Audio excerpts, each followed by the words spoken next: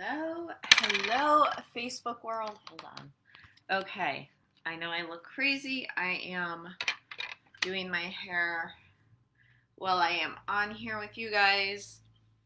And we're actually going to record this as a podcast as I am live in 1 second. So, as you guys hop on, say hello. If you are catching me on the replay, hashtag grateful, because I am grateful for each and every one of you. All right. Sorry, guys. I have to get this done because I have something to do in a little while.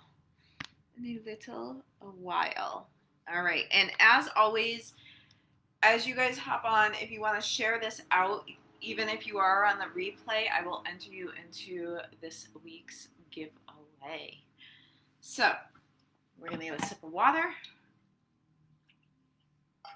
And we are going to go. All right.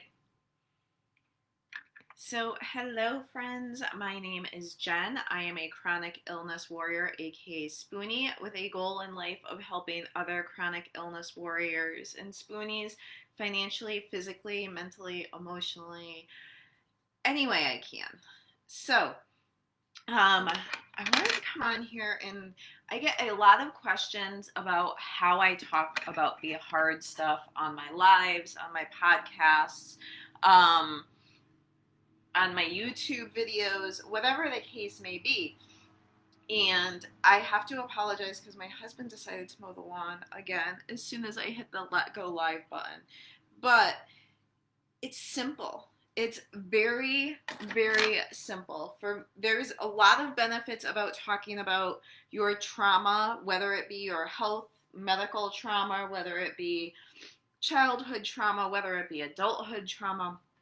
And I think a lot of us don't consider our medical things a trauma. Okay, I don't know the exact definition of trauma, but for me, trauma is anything that has changed my life negatively. Okay, losing my best friend was trauma. Okay, there goes the lawnmower again. I apologize, guys. But one of the reasons I started talking about my trauma more was it was very, very healing to me. Now, at first, sure, it was super duper uncomfortable, guys. Like, talking about what you've gone through, what you're going through, as much as you know it's not your fault. I mean, if you've ever felt guilty for trauma in the past that you've gone through in the past, go ahead and throw a yes in the comments. If you're listening to the podcast version of this, just write it down. Because how many times has something happened to us and we take blame for it when we shouldn't? But it is so healing. There's something that very healing and very just like, it's almost like you let go of it. It's like you're holding onto this balloon so tight when you have trauma, right? You're holding onto it so tight. And to let go, you really have to open up your hand and really let it go. But there's something so relaxing and so much easier when you let it go. So for me, talking about my trauma all started to heal myself. Now, what ended up happening is, as I was talking about my trauma, again, you guys, this can be health trauma, physical trauma, childhood trauma, adulthood trauma. Maybe you've lost a child or miscarried or anything, okay? We've all experienced trauma, guys. But the other thing with talking about it is, and this is a huge part of who I am, I love to help other people, okay? But by talking about my trauma, people were coming to me and saying, I had no clue you went through that. Thank you for sharing because I went through something similar. Or, my sister Susie Q over here is going through something similar. Do you mind if I share your story with her? And absolutely not. Absolutely not. So those are the two main reasons I talk about trauma. And like I said, guys, when I say trauma, okay, it's the hard stuff. Trauma isn't necessarily, yes, I mean, it can be very, very dramatic things, but anything that's changed my life in the negative. I mean, I talk a lot about what has changed my life in the positive as well. I don't try to get on here and be negative Nelly all the time, but I want people to know that they're not alone. And I have hair in my mouth. Sorry, guys. Um, I want people to know that they're not alone because I've said this a gazillion times. When I first started going through my health issues, as we will call them, there was not really social media. I think it was the beginning of like MySpace, maybe the beginning of Facebook. I don't even know. I didn't have any social media, and I felt very, very alone. The only people that could connect with me, and they couldn't even really connect with me, were my doctors. As much as my doctors have seen the stuff I've gone through, they've never experienced it, right? And once you experience something, it just hits you way different.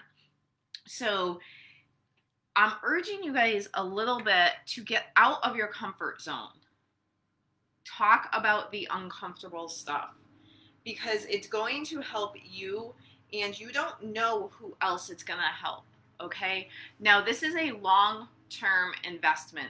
When I say it's a long-term investment, I'm not talking financially. When I say it's going to help you or someone else, it might not help them or yourself in that moment.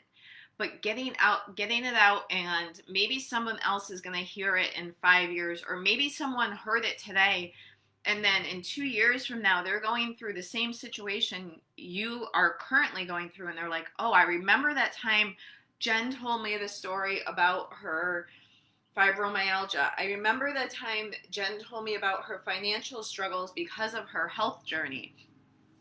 You don't know what impact you are going to have on someone else. You guys, I apologize for the lawnmower. But I hope this was useful to someone. I hope you guys can all go ahead and work on healing your trauma. Get it out there. You do not have to do it as publicly as I do, but I highly recommend it. And I'm not saying you have to say every single detail. And for those of you that are worried about how, you're going to make others feel that were involved in your trauma, I heard this, I don't know, I want to say about a year ago, and this really stuck with me. If they wanted to show up differently in your story, then they should have shown up differently in your story.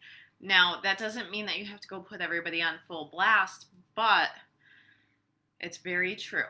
So, if you found this useful, go ahead, screenshot this, share it in your stories, tag me at Jen with 2 N's _ Melantaki, and I will be sure to share it out.